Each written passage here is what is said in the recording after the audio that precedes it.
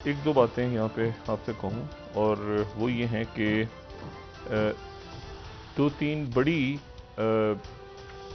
अजब सी डेवलपमेंट्स इसको कहा जाए या डेडलॉक कहा जाए या कुछ मज़ीद परेशान कुन खबरें हैं और वो पाकिस्तान के हवाले से और उन पे मैं अभी बात करता हूँ 2 मिनट में, क्योंकि ये जो आज की जो खबर इस वक्त है मेरे सामने वो बहुत ही गैर मुतवक्को खबर है पाकिस्तान के लिए बतौर एक रियासत।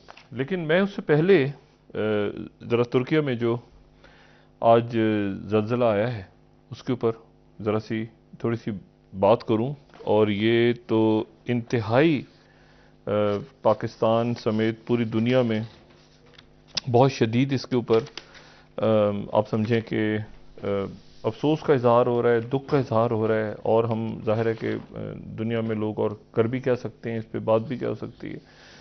और इसमें जो इम्पोर्टेंट बात है वो इसमें ये है कि ये जो ज़लज़ला है ये जो गाज़ियान्तेप, अगर हम दिखा सकें यहाँ पे ये स्लाइड अगर, तो गाज़ियान्तेप का जो इलाका है वो इसका तुर्की के सेंटर में, वहाँ से ये इसका मरकज़ था। अगर ये मैप हमारे सामने है, earthquakes in Turkey and Syria, और उसमें गाज़ियान्तेप से ये शुरू हुआ है और फिर ये फैलता हुआ सीरिया तक गया है और शाम तक गया है और शाम के बाद ये इसराइल तक गया है। इसराइल के बाद ये यूनान तक गया है। यूनान के बाद ये इटली की इटली में सुनामी की वार्निंग्स जारी हुई हैं इस पे। और इसमें अभी तक जो इतलात हैं सरकारी तौर पे बयान हो रहा है कि 30,000 बिल्डिंग्स गिर गई हैं, 30,000 इमारतें गिर गई हैं। ये सरकारी तौर पे बात हो रही है, लेकिन जो वैसे जो ज़राए हैं उनका कहना यह है कि ये 30,000 से कहीं ज़्यादा बिल्डिंग्स हैं, यानी इमारतें गिरी हैं। वो कह रहे हैं कोई 50 से 60,000 तक बिल्डिंग्स गिरी हैं और ये तुर्की से फिर सीरिया आया है, सीरिया से फिर आगे तक इटली तक, ये इतनी एक बड़े पैमाने पे ज़लज़ला। फिर उसके चंद घंटों के बाद दूसरा ज़लज़ला आया है। पहले 7.8 बयान हुआ, फिर 7.7 बयान हुआ। तो वो आफ्टर शॉक्स जो दूसरा आया वो भी एक्चुअली मैसिव ज़लज़ला था। तो ये दो ज़लज़ले आए, एक अलग सुबह 4 बज के चंद मिनट पे और फिर एक शाम को आया। और उसमें मेरा ख्याल है कि अभी तक तो 1,000, 1,500 या 2,000 की तादाद बयान हो रही है। अगर शाम को भी साथ मिलाएं, सीरिया को भी, तो वहाँ पर भी तादाद बहुत ज़्यादा है। जो सरकारी तौर पे बात हो रही है, लेकिन मैं इस पे कोई ये बयान नहीं कर सकता कि कितने हज़ार लोग इसमें अपनी जानों से चले गए हैं। वहाँ बर्फ़बारी भी हो रही है, बारिश भी हो रही है, बहुत सख्त सर्दी है वहाँ पे। तो उसकी वजह से वहाँ पे जो ट्रांसपोर्टेशन का सिस्टम और जो रेस्क्यू का निज़ाम, और ज़ाहिर है कि बिल्डिंग्स गिरी हैं, 30,000 बिल्डिंग्स सरकारी तौर पे। एयरपोर्ट्स जो हैं उनकी रनवेज जो हैं वो फट गई हैं एक तरह से, उनमें क्रैक्स आ गए हैं बड़े। और ये जो है ये मैं आपको सिर्फ ये बताऊं कि हमें पता है सबको अर्थक्वेक क्या होता है, हमें दोबारा बताने की ज़रूरत नहीं है, हम सब यहाँ पर बड़ा आ चुका है। ये ज़मीन की जो परतें हैं, जो यानी ज़मीन के नीचे तो टेक्टोनिक प्लेट्स, तो वो जो प्लेट्स हैं, परतें हैं, वो मूव करती हैं और वो वो वो कर रही हैं मूव। हम वो इस वक्त भी मूव कर रही हैं, वो हर वक्त मूवमेंट होती रहती है ज़मीन के नीचे। और वो तो प्लेट्स हैं, लेकिन उसके बाद फिर उनमें वेव्स जो पैदा होती हैं, तो वो या तो ये कि प्लेट्स आपस में टकराती हैं या एक्सप्लोजन होता है, कोई धमाका होता है। तो धमाके के नतीजे में एक तो डीप वेव्स होती हैं जो कि ज़मीन के परतों से नीचे से जाती हैं, जो प्राइमरी वेव्स होती हैं। एक वो होती हैं जो सरफेस पे होती हैं, और जो सरफेस पे होती हैं वो कम स्पीड से अपना सफ़र तय करती हैं, लेकिन जो ज़मीन के नीचे होती हैं वो बहुत तेज़ी के साथ जाती हैं। इनकी एनाटमी जो है अर्थक्वेक्स की, वो उस पर बहुत हम तफसील से पहले भी बात कर चुके हैं।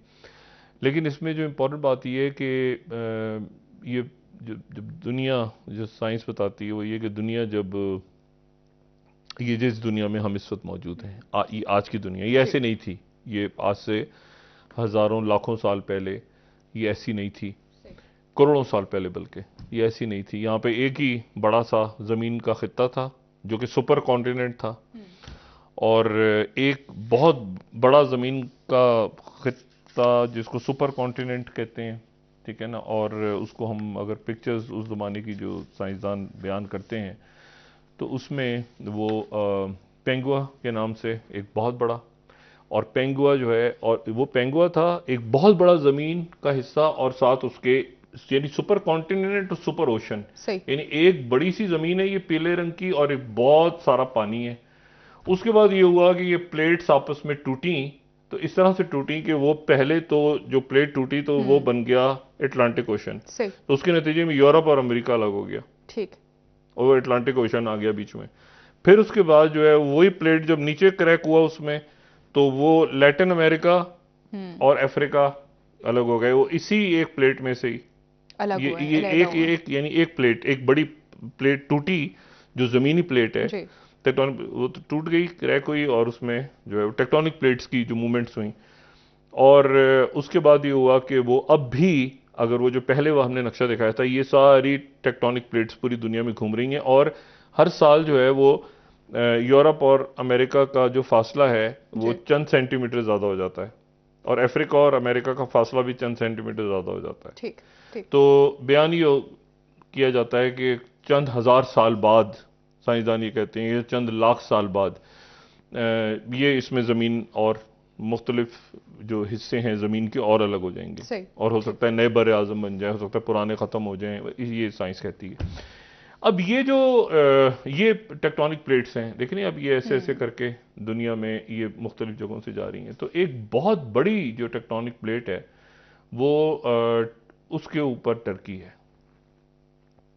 तुर्की जो है वो उसके ऊपर है, और वो जो है वो एनातोलियन प्लेट है।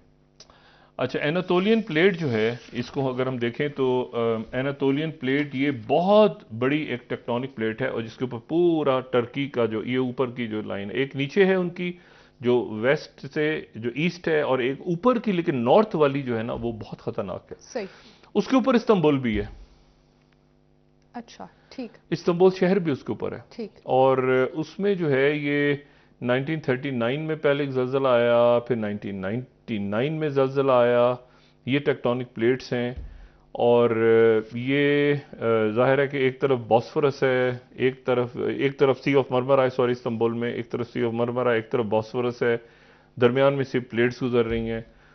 और ये बहुत ही एक ऐसा सिलसिला है कि जिसका कोई अच्छा, ये चूंकि सीरिया में से भी जा रही है, ये आगे भी प्लेट्स ऐसे करके, जाहिर है कि एक मुल्क से दूसरे मुल्क, दूसरे से तीसरे मुल्क, तो एक इतना खूबसूरत मुल्क और इतनी खूबसूरत कौम, लेकिन ये एक ऐसा सानिया है जिसके ऊपर हम ताज़ियत करते हैं उनसे, और दुआ करते हैं अल्लाह ताला उनको इस मुसीबत की घड़ी में हम साथ हैं उनके, और ये निकाले। और ये आप देखें कि ये साइप्रस और इटली तक गया है, ये इसकी जो सुनामी, जाहिर है कि पानी के अंदर ये ज़लज़ला होगा तो सुनामी कहते हैं उसको, फिर वेव्स आ जाती हैं।